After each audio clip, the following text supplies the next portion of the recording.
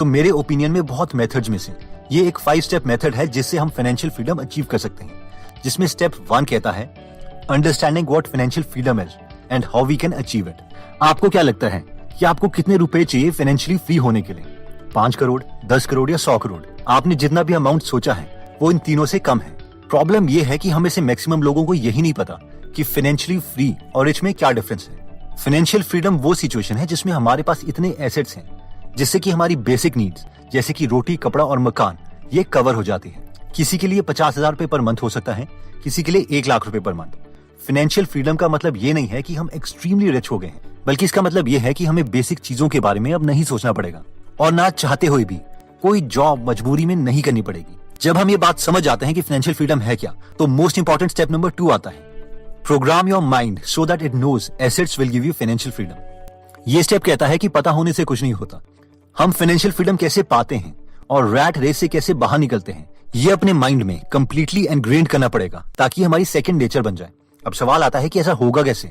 अगर हम ये कोन ऑफ लर्निंग देखें तो सबसे ज्यादा हम तब सीखते हैं जब हम एक्चुअल में कोई चीज कर रहे हों और उससे जस्ट पीछे है सिमुलेशन। यानी जैसे पायलट्स रियल वर्ल्ड में प्लेन उड़ाने से पहले सिमुलेटर में प्रैक्टिस करते हैं, वैसे ही हमें भी रिच डैड पुअर डैड के कॉन्सेप्ट्स को सिमुलेट करने के लिए उनकी कैश फ्लो गेम खेलनी चाहिए और उस गेम में हम रैट रेस से बाहर निकलें, फाइनेंशियल फ्रीडम अचीव करें। अब आप में से कई लोग सोचेंगे कि सर गेम से कौन फाइनेंशियल फ्रीडम अचीव कर सकता है? एंड यू आर राइट, इस गेम से हमें फाइनेंशियल फ्रीडम नहीं मिलेगी, लेकिन रिच डैड पुअर डैड के कॉन्सेप्ट्स बहुत अच्छे तरीके से हमारे ब्रेन में इंस्टॉल हो जाएंगे। फॉर एग्जाम्पल, ये एक मेल है जो 2017 में हमें आई थी।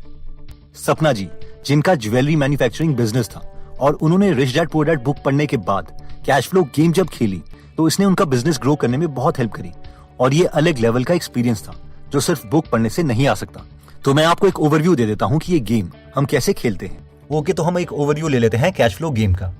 ये हमारी इनकम स्टेटमेंट है जहां पर हमारी इनकम है और एक्सपेंसेस हैं। यहाँ पर इनकम हम ऐड कर रहे हैं एक सेक्रेटरी की तरह, जहां पर हमारी इनकम है $2500 और ये हमारे एक्सपेंसेस है जो हमें हर मंथ पे करने ही है अगर हमें सर्वाइव करना है। तो टोटल इनकम कितनी हुई? 2500। एक्सपेंस इन सबको ऐड करके हो गया 1620, यानी $880 है, जिससे हमें रैट रेस से बाहर निकलना है। रैट रेस यानी फाइनेंशियल फ्रीडम हम तब अचीव करेंगे जब हमारी जो एसेट से पैसे आ रहे हैं वो कम से कम $1620 के आसपास हो जाए, क्योंकि ये हमारी क्या है, ये हमारा एक्सपेंस है। जिस मूवमेंट पर हम $1620 अचीव कर सकते हैं अपने एसेट से बिना काम करें, तो हम अपनी फाइनेंशियल फ्रीडम अचीव कर लेंगे। तो यहाँ पे हम देख सकते हैं कि होम मॉर्टगेज, ये सारी लायबिलिटीज़ हैं जिसके लिए हमें हर महीने पे करने पड़ते हैं। टोटल घर का लोन हमारा 38,000 था और इसीलिए इस 38,000 को पे करने के लिए हमें $400 हर महीने पे करने पड़ते हैं। फिर कार लोन जो टोटल है वो $4,000 है और कार लोन की पेमेंट कितनी है? $80। यहाँ पे क्रेडिट कार्ड हमारा $2,000 का है और यहाँ पे क्रेडिट कार्ड हर महीने में पे करने पड़ते हैं 60 मिनिमम। रिटेल डेट है 1000 और यहाँ पे हमें 50 करने पड़ते हैं। और ये अदर एक्सपेंसेस है, खाना पीना, बिजली का खर्चा, और गवर्नमेंट को टैक्स देना पड़ता है $460। तो अब एक ये रियल लाइफ सिचुएशन है जहाँ पर हम एक्चुअल में कैलकुलेशन करते हैं। आप ये लाइफ जियोगे। यहाँ पे हमारे पास डील्स आती रहती हैं। ये स्मॉल डील है, 5000 से कम चाहिए या बड़ी चाहिए। अगर हम बोलेंगे हमें स्मॉल चाहिए तो ये हमें बोल रहा है कि हमें एक म्यूचुअल फंड मिल रहा है जिसकी कॉस्ट 40 है लेकिन कैश फ्लो 0 है, यानी हमें $40 तो पे करने पड़ेंगे क्योंकि हमारे पास कुछ पैसे हैं, हम पे कर सकते हैं, लेकिन कैश फ्लो से कुछ नहीं आएगा, $0 आएगा। और जो ट्रेडिंग रेंज है बाद में वो जो बिकेगा म्यूचुअल फंड वो $10 से $30 तक का बिकेगा। तो हम इसे पास कर देते हैं क्योंकि कैश फ्लो तो उसमें है नहीं और ना इसकी अप्रिशिएट होने के चांसेस हैं, तो हम इसे पास कर देंगे। ये एक्चुअली आपका रैट रेस है। यहाँ पे आप डाइस रोल करते हैं, नई नई सिचुएशन आती है, कभी आपको डील्स मिलती हैं, कभी खर्चा होता है, ऑलमोस्ट रियल लाइफ की तरह। तो एक अच्छी गेम है। इससे हम अमीर नहीं होंगे लेकिन इससे हमारा एक माइंडसेट क्रिएट होगा। जब आप अपना एक्सपेंस का मिनिमम नंबर अचीव कर लेते हैं उसके बाद आप यहाँ पे आते हैं फास्ट ट्रैक में, जो बाहर वाला है, जहाँ पर आपके ड्रीम्स पूरे होते हैं, जहाँ पर एक्चुअल में आपकी वेल्थ क्रिएट होती है। तो आप ये गेम खेलिएगा। अगर इसमें आपको कोई डाउट हो तो उस पर हमने ऑलरेडी एक वीडियो बनाई थी कैसे हम गेम जीत सकते हैं।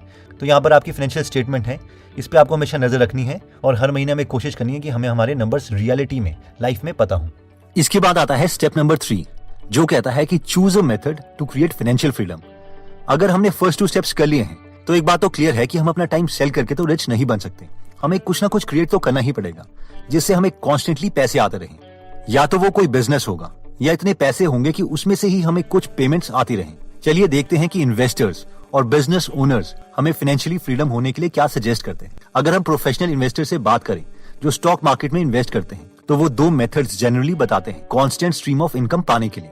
इसमें फर्स्ट ऑप्शन आता है डिविडेंड इनकम। इसमें हम ऐसी स्टेबल कंपनीज ढूंढते हैं जहां पर हमारे शेयर की वैल्यू हर साल तो बढ़ती रहती है, पर साथ में वो कंपनी हमें डिविडेंड भी देती है। इस कॉन्सेप्ट को हम कुछ इस तरीके से इमेजिन कर सकते हैं कि मान लीजिए आपने एक घर खरीदा है। अब इस घर की वैल्यू हर साल तो इंक्रीज हो ही रही है, लेकिन साथ में हर महीने आपको रेंट भी आ रहा है। रियल लाइफ में अगर ऐसी कंपनीज का एग्जांपल ले तो India bulls housing finance limited ने 16.5% का डिविडेंड यील्ड दिया था। ऑयल इंडिया ने 8.15%, कोल इंडिया ने 8.14%, हिंदुस्तान जिंक ने 6.72% डिविडेंड यील्ड दिया था। अगर हम और ऐसी कंपनीज देखना चाहते हैं तो हम screener.in में जा सकते हैं, डिविडेंड यील्ड की परसेंटेज एंटर कर सकते हैं, लेकिन शेयर्स खरीदने से पहले कंपनी के फाइनेंशियल्स हमें चेक करने पड़ेंगे। नेक्स्ट तरीका जो इन्वेस्टर्स बताते हैं कॉन्स्टेंटली पैसे लेने का, वो कुछ इस तरीके का है। ओके, तो ये स्ट्रैटेजी कहती है कि अगर हमें हर महीने 1 लाख रुपए चाहिए फाइनेंशियली फ्री होने के लिए, और इन्फ्लेशन के साथ साथ हर साल हमें इन्फ्लेशन की एडजस्टमेंट भी चाहिए, यानी पहले साल अगर हमें 1-1 लाख रुपए चाहिए हर महीने, और उसके अगले साल 1,06,000 रुपये चाहिए, अगर हम 6% की इन्फ्लेशन इमेजिन कर रहे हैं, और उसके बाद अगले साल 1,13,000 रुपये चाहिए per month and so on. तो क्या करो, इन्वेस्टर्स बोलते हैं, तो आप क्या करो कि आप 3 करोड़ रुपए किसी तरीके से इकट्ठा कर लो। अभी डोंट वरी कि 3 करोड़ रुपए कैसे होंगे, जस्ट आप इस कॉन्सेप्ट को समझो।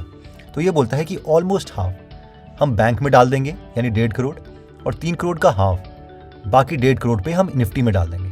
और ये जो बैंक में हमने 1.5 करोड़ पे डाले हैं, इसमें अप्रॉक्सीमेटली हमें 7 से 8% इंटरेस्ट मिलेगा, या 6% जितना भी आजकल है, और 12 साल तक हम इस 1.5 करोड़ में से पैसे निकालते रहेंगे, और 12 साल के बाद हमारे पास बचेंगे 0 करोड़ रुपीज। लेकिन निफ्टी 50 में अगर हम 15% का रिटर्न इमेजिन करें तो ये 1.5 करोड़ 8 करोड़ रुपए बन गए होंगे 12 साल के बाद। आप ये कैलकुलेशन कर सकते हैं, ये अप्रॉक्सीमेटली ठीक है। हो सकता है कि एग्जैक्टली 12 सालों के बाद हमें 8 करोड़ रुपए ना मिले, शायद मार्केट 12 साल से पहले ही 8 करोड़ रुपए हमें दे दें। तो हम क्या करेंगे, हम 4 करोड़ रुपए दोबारा से बैंक के लिए निकाल लेंगे, और बाकी के 4 करोड़ निफ्टी में ही रहने देंगे। अब अगेन नेक्स्ट 12 सालों के लिए हम इन 4 करोड़ रुपए में से पैसे निकालते रहेंगे ताकि हम फाइनेंशियली फ्री रहें, और ये 12 सालों के बाद 0 करोड़ रुपीज़ हो जाएंगे। लेकिन 4 करोड़ रुपए जो निफ्टी में थे वो 12 सालों के बाद दोबारा से 23 करोड़ हो जाएंगे, एंड अगेन हम इसका हाफ बैंक में डाल देंगे और निफ्टी में डाल देंगे एंड सो ऑन।